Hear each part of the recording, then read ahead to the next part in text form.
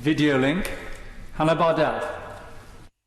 Thank you very much, Mr Deputy Speaker, and thanks to the Minister for advance out of her statement, and of course her apology is very welcome.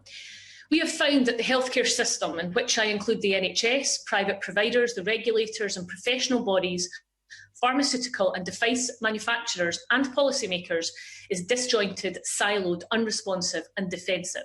Those words in the report First Do No Harm, published yesterday by Baroness Cumberlege and her team into the Primados, sodium valproate and pelvic mesh scandals, are a hugely powerful indication of the abject failings that must be addressed by her government, and credit must go to Baroness and her team for all of their work. Yesterday was a landmark day for victims and survivors of those scandals, and we pay tribute to all of the campaigners who fought so hard for so long on these issues, including Mr Deputy Speaker, Primados campaigner Mary Lyon and my own constituent Wilma Ord, whose daughter Kirstine was affected by Primados.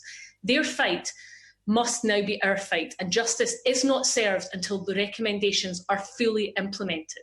Now, I understand the desire and the need to reflect on what is needed, but a fulsome commitment to all of the recommendations being implemented is vital. And in particular, will the Minister ensure the task force to guide these recommendations is set up at speed and as soon as possible?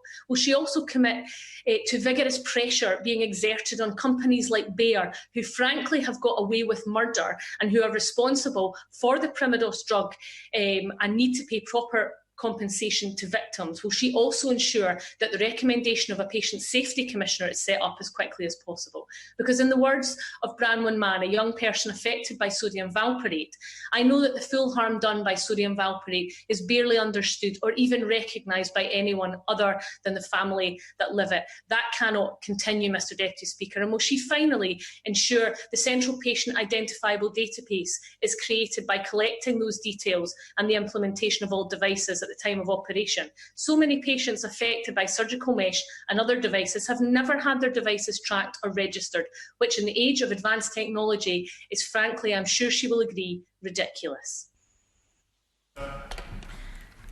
Thank you, Mr Speaker. And again, a list of asks, and as with the reply to my honourable friend opposite, we'll take on board all the requests that she has made, and in time we'll come back with a fulsome report. In terms of in her last ask, the point she made about the database, we have begun working with NHSX in establishing a database of those women who have had the vaginal mesh, and looking at how those meshes can be removed safely with their consent, and have all details explained to them about that in the future.